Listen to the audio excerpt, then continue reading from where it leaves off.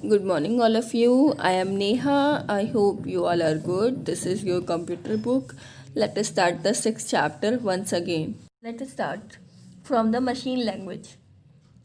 The language that the computer directly understand it is the machine language, which is also is the first generation language. ठीक है, जो machine language है वो computer directly understand कर पाता है. ठीक है, ये फर्स्ट जनरेशन लैंग्वेज भी है. Machine language instructs use a series of binary digits, ones and the zeros that correspondent to the on and off electrical states of a computer. ठीक है, वो क्या करता है, करस्पॉन्ड करता है. अगर वन है तो ऑन है और ज़ीरो है तो ऑफ है, इसको कंडक्ट कराता है. Machine language programs runs only on the computer for which these words developed, that is they are the machine dependent. One disadvantage of machine language program is that they are not portable to others' computer. Secondly, it might imagine coding in the ones and zeros of the machine can be tedious and time consuming. क्या है, जो machine होती है machine language वो क्या करती है, run तो कर लेती है, सिर्फ एक ही कंप्यूटर पे डेवलप होती है, मशीन पे डिपेंडेंट है. और डिसएडवांटेज क्या है, जिस कंप्यूटर में बनाया है उसी के लिए पोर्टेबल है. सेकेंडली क्या होती है कि इमेजिन करना कोडिंग्स को इसका वंस और जीरोस में तो बहुत ही ज़्यादा डिफ़िकल्ट है. नेक्स्ट आते हैं असेंबली लैंग्वेज में. Because the machine language programs are so difficult to write, a second generation of the programming language are called assembly language involves. क्या हो गया, जब मशीन लैंग्वेज हमारे जो था पहले जनरेशन का कंप्यूटर था तो बहुत ही डिफ़िकल्ट था उसको लिखना, तो इसलिए सेकेंड जनरेशन कंप्यूटर लैंग्वेज क्या बनी, वो बनी असेंबली लैंग्वेज. ठीक है, which assembly language instruction are written using the abbreviations and codes as with the machine language. Assembly language often are difficult to learn and are machine dependent. क्या हो गया, जो हमारा जो असेंबली लैंग्वेज में क्या होता है, इंस्ट्रक्शन लिखा जाता है एब्रिएशन और कोड्स के साथ. मशीन लैंग्वेज असेंबली लैंग्वेज से जो है वो थोड़ा सा डिफ़िकल्ट है लर्न करना, और ये भी मशीन डिपेंडेंट होती है. Assembly language do have several advantage over the machine language. Instead of using a series of bits, the programmers uses meaningful abbreviation for the program sections called symbolic instructions codes and the mnemonics. क्या होता है assembly language को advantage है जो machine language में, जैसे क्या है, अगर हमें सीरीज ऑफ बिट्स लिखते हैं और प्रोग्रामर जो है मीनफुल एब्रिविएशन बनाता है तो प्रोग्राम इंस्ट्रक्शन जो कॉल कराएगा क्या, symbolic instruction code or the mnemonic. With an assembly language, a program written a code such as A for addition, C for compare, L for load, M for multiply. Another advantage of assembly language is the programmers can be refers to storage location with a symbolic address. For example, instead of using the actual numeric store address of a unit price, a programmer can use the symbolic name price. ठीक है, क्या मतलब है कि अगर हम चाहें तो उसमें इंडिकेट करा के उसके बाद उसका एड्रेस लिख के उसको यूज़ कर सकते हैं. ठीक है, हमने क्या शो किया, जैसे अगर हम प्राइस यूनिट प्राइस को लिखना चाहते हैं उसकी जगह हम प्राइस लिख सकते हैं. नेक्स्ट है, one disadvantage of N assembly language programme is that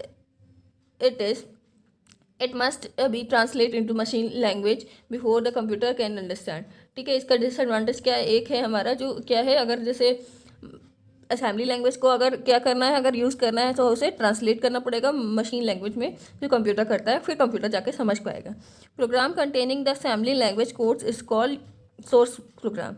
जो असेंबली लैंग्वेज का कोड डाला जाता है वो क्या है, सोर्स प्रोग्राम है. The computer can not understand और execute his source program until it is translate. जब तक ट्रांसलेट नहीं होगा तब तक उसको समझ कंप्यूटर को नहीं आएगा, उसका रिजल्ट हमें शो नहीं करेगा.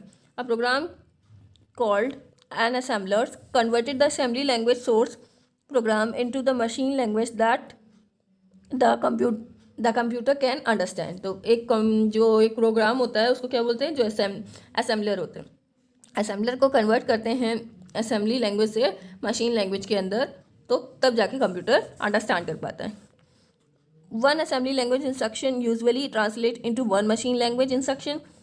In some cases, however, the assembly language includes the micro which generate more than one machine language instruction for a single assembly language instruction. Macros saves the programmer's time during program developments because one assembly language instruction can be triggers several actions. ठीक है, तो क्या है, अगर जैसे कुछ ऐसे होते हैं मशीन लैंग्वेज के माइक्रोस बन जाते हैं जिससे टाइम टेकिंग कम हो जाए और हम उसके क्या करके उनके बेसिस के मशीन लैंग्वेज का इंस्ट्रक्शन जो भी बहुत ही ज़्यादा टिपिकल हैं वो भी हम उसमें प्रोग्राम कर सकें. थर्ड जनरेशन लैंग्वेज क्या है? The disadvantage of low-level machine and assembly language led the development of high-level language. In the late 1950s and 1960s, unlike low-level language, the high-level language makes it easy for programmers to develop and maintain the program. In addition to being easy for the programmer to learn and use high-level language, our machine independence means they runs on many different types of computers. ठीक है, many different types of computer में क्या कि हम क्या कर सकते हैं, मशीन लैंग्वेज को जो था और जो असेंबली लैंग्वेज था, लो लेवल लैंग्वेज था, वो सिर्फ हम एक ही कंप्यूटर में यूज़ कर सकते थे दोनों टाइम में. और जो दूसरा टाइप का था जो हमारा हाई लेवल लैंग्वेज है वो हम किसी भी कंप्यूटर में यूज़ कर सकते हैं. 3 categories of high level language existed, that is third generation computer, fourth generation computer and natural language.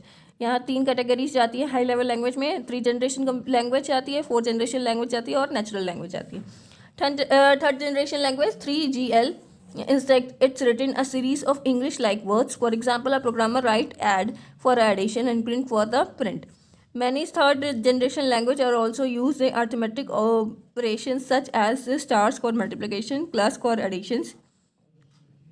These English-like words, the arithmetic notations, simplify the programmer develops process for the programmer.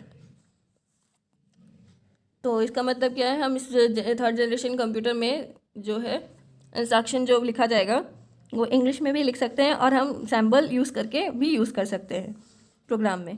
Third generation computer requires that the program instruction tell the computer what to do, complex and how to do it.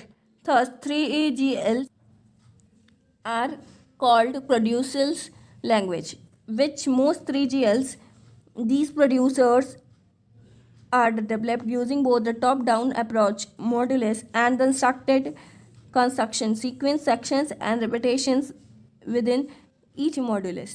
ठीक है, third generation instruction क्या है, 3GLS है जो क्या करता है, producer language भी कहलाता है. प्रोड्यूसर लैंग्वेज कैसे प्रोड्यूस करता है, बोथ द टॉप और बॉटम का अप्रोच करता है, मॉड्यूल्स लगाता है. और कंस्ट्रक्शन जो करते हैं वो सीक्वेंस से, सेक्शन के या रिपीटेशन के मॉड्यूल से करते हैं. As in an assembly language program the 3GL code are called source language. 3GL code अगर कुछ लिखा जाता है वो सोर्स प्रोग्राम होता है.